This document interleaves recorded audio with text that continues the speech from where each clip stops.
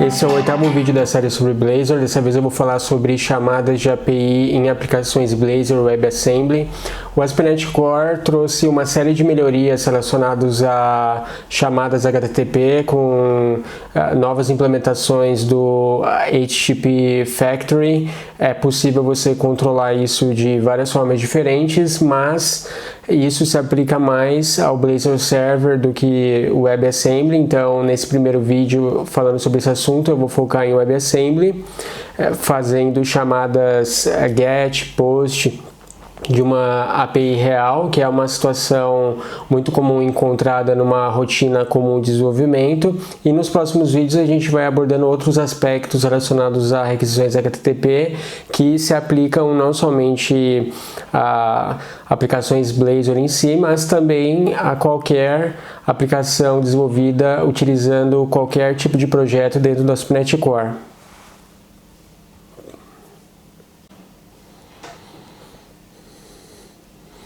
Então, a primeira coisa que a gente precisa fazer é criar uma aplicação Blazor padrão aqui do tipo WebAssembly. Já tem um template instalado aqui para a versão 3.1 do .NET Core. Vou dar um nome específico, por exemplo, Blazor Demo chamada API YouTube.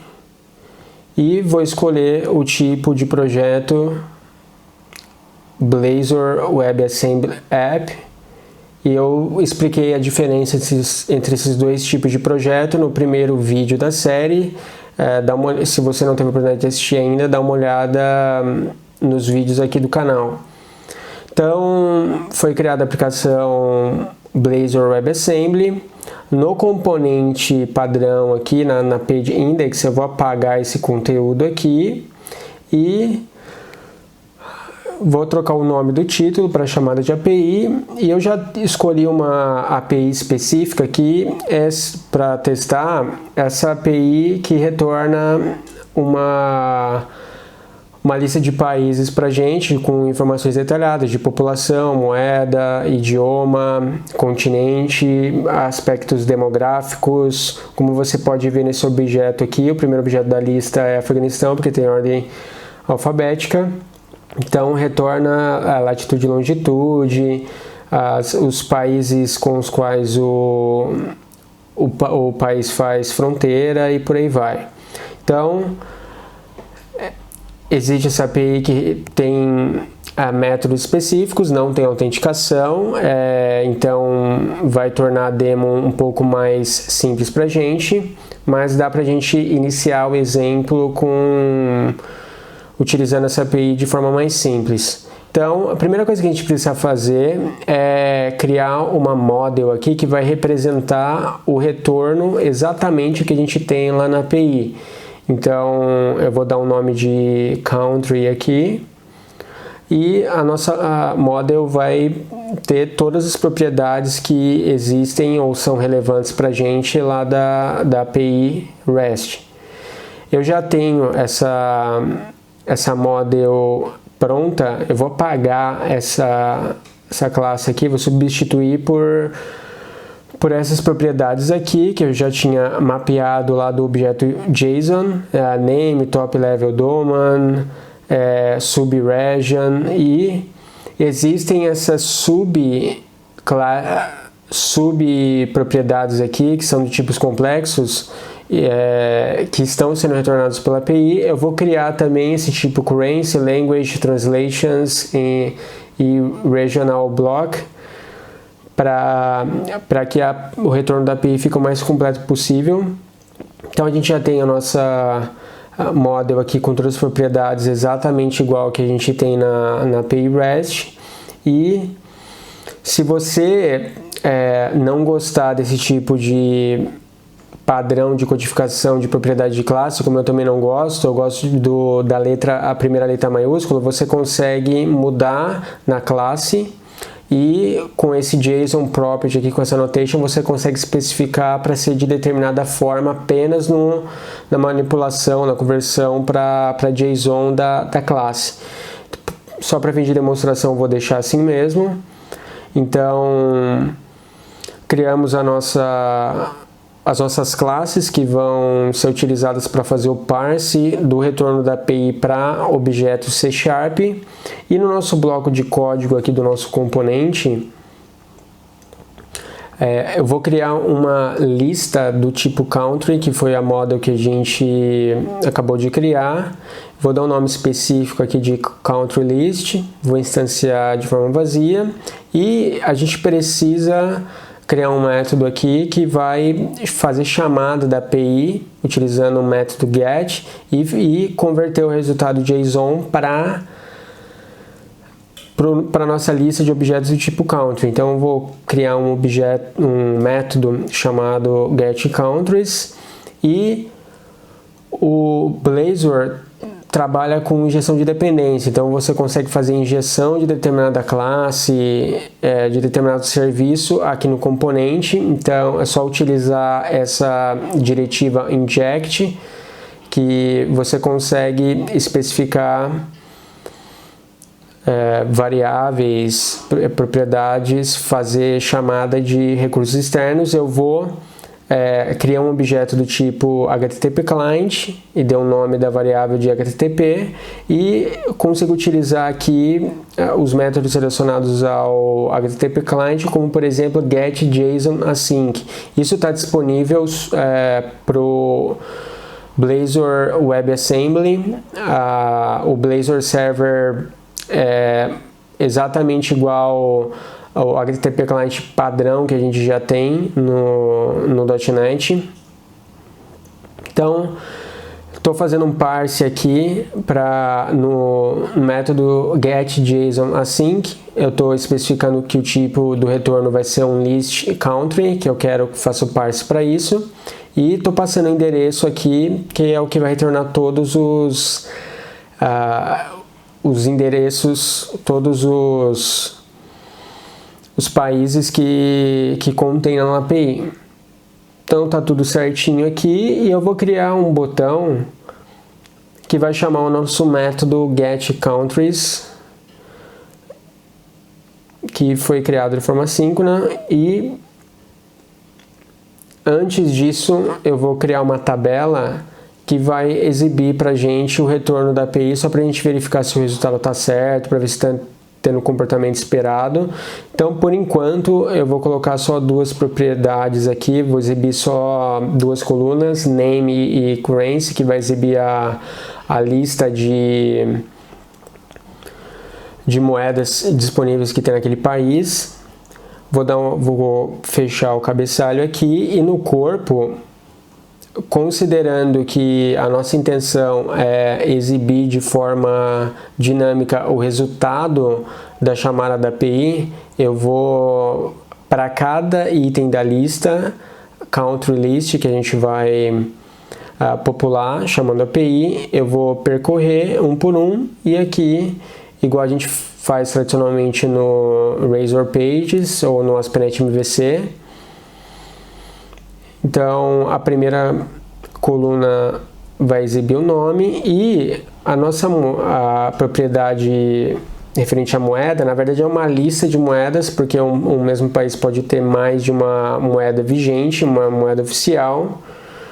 E o nosso objeto currency tem essas três propriedades aqui, code, name e symbol. Então, como é uma lista, o resultado das moedas do país, eu vou fazer mais um for each aqui, que vai percorrer as moedas daquele país e exibir o nome da moeda separados por pipe. Então, currency.name, vou separar por pipe aqui. Então, tá tudo certinho, a gente tá fazendo um loop no objeto country list, que vai ser populado a partir da chamada de API, e eu vou colocar um botão aqui que vai disparar o método getCountries que a gente especificou.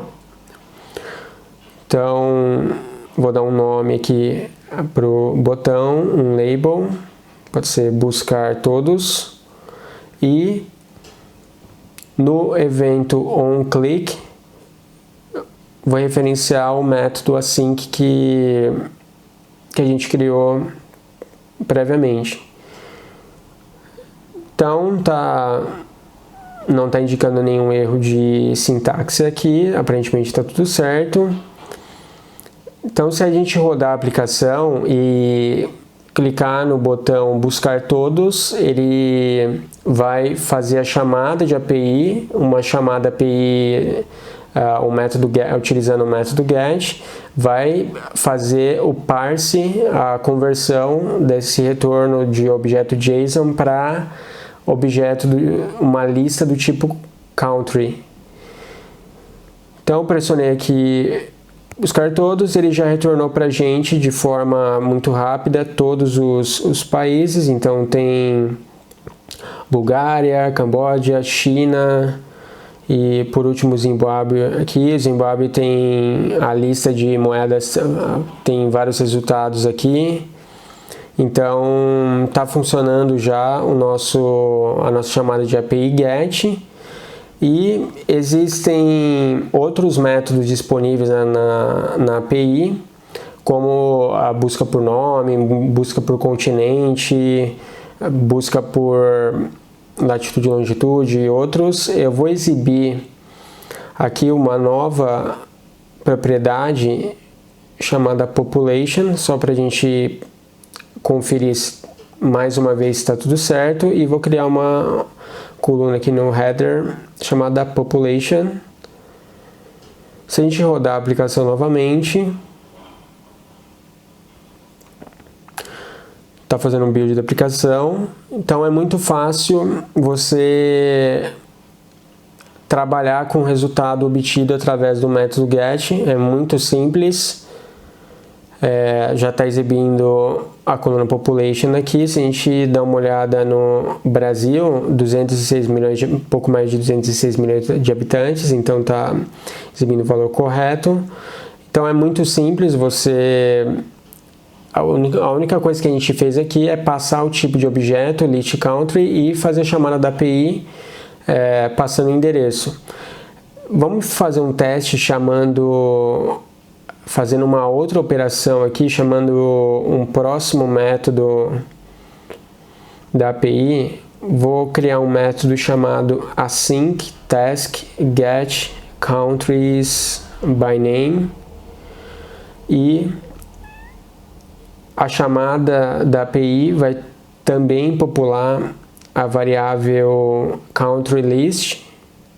Só que a gente vai chamar um outro método da API passando um parâmetro baseado no que o usuário digitar num campo de texto. Eu já expliquei em outro vídeo da série como funciona um one-way data bind e two-way data bind em Blazor, que é a correspondência da model, do estado do componente em relação ao model e da model em relação ao componente, dos elementos que estão sendo exibidos na tela. Se você não sabe como isso funciona, dá uma olhada nesse vídeo. E vou criar uma propriedade aqui chamada private string name, que vai ser responsável por armazenar o que o usuário digitar no campo de texto. Então eu vou criar um campo de texto aqui, input type text. No bind vou referenciar a nossa propriedade name, e por fim eu vou criar mais um botão aqui que vai disparar o evento get countries by name. Vou copiar esse primeiro botão aqui e, ao invés de buscar todos, vai ser só buscar, e aqui eu vou trocar para get countries by name. Você não precisa passar um parâmetro name aqui, porque existe uma correspondência entre o que vai ser digitado no campo de texto e a propriedade name, então não há necessidade de ter parâmetro nesse método. Se a gente rodar a aplicação aqui e testar o nosso a nossa segunda chamada de API. Então, se a gente buscar todos, continuam funcionando. E se eu buscar aqui um país existente, por exemplo, Brasil, Argentina, ele já funciona aqui certinho. Então, a passagem de parâmetros no método get por query string, ou você poderia passar também um objeto como parâmetro se fosse um objeto complexo atrelado a esse método get. E se não tiver perfeita correspondência entre a model e o retorno JSON, como por exemplo nessa model currency aqui, eu vou trocar essa propriedade symbol, que eu sei que é uma string agora, para int, só para demonstrar um erro que pode acontecer, um erro muito comum, uma pergunta que aparece bastante para mim por mensagem no LinkedIn, no Facebook, que é o seguinte: você tem o retorno JSON que foi provisionado pela API, só que a API possui um determinado tipo de dado e, dependendo do tipo, do modo como você criou a sua model, não é possível fazer o parse de JSON para objeto C#. Então, nesse caso aqui, o Blazor está me falando aqui, o error handling está me falando que deu problema no parse da propriedade currencies da class country. Então, caso você tenha problema de parse, em modo runtime, a aplicação o Blazor, o runtime do Blazor vai te avisar o que está acontecendo. Nem sempre a mensagem é amigável, então é sempre interessante quando está trabalhando com esse tipo de coisa, caso sejam objetos mais complexos, fazer um pouco, rodar a aplicação para ver se está funcionando, até tornar o objeto, a codificação de forma completa, para não deixar rodar tudo de uma vez, porque pode ser difícil descobrir a causa do erro nesse tipo de operação. E vamos supor que essa API permitisse que nós cadastrássemos novos registros utilizando método post. Como que a gente poderia fazer isso? Vamos supor que a gente tivesse um formulário. Se você não sabe como é que funciona o formulário no Blazor, dá uma olhada também num vídeo que eu já disponibilizei na série. Vamos supor que a API aceitasse o cadastro de novos países ou inclusão de novos registros de alguma maneira. Eu criei uma variável, uma propriedade do tipo country, e para fazer chamada de método post, a sintaxe é muito semelhante, http post async, só que o primeiro parâmetro aqui você vai passar a chamada da API, o endereço, e o segundo parâmetro você vai passar o objeto, que no nosso caso seria um objeto do tipo country. Então é muito simples, lembrando que o post JSON assim que não tem retorno, por isso que ele está reclamando aqui para mim. Então eu não posso fazer o assign de uma variável nesse caso. Então vou apagar aqui, vou colocar o wait, que o compilador já vai parar de reclamar aqui. Então é muito simples trabalhar com requisições HTTP, chamadas de API no Blazor. Esse é um exemplo muito simples, depois a gente vai aumentando a complexidade deles. E quando em projetos de produção é interessante você ter uma camada de serviço, não deixar a chamada de API aqui, criar uma classe específica para gerenciar isso para você, mas isso, para demonstração de exemplo, eu deixei aqui no componente mesmo, mas normalmente não é assim que funciona em projetos reais. Então pode ser criada uma camada de services aqui que vai gerenciar isso daqui. Você vai chamar simplesmente o método dessa camada de serviço em projetos de produção.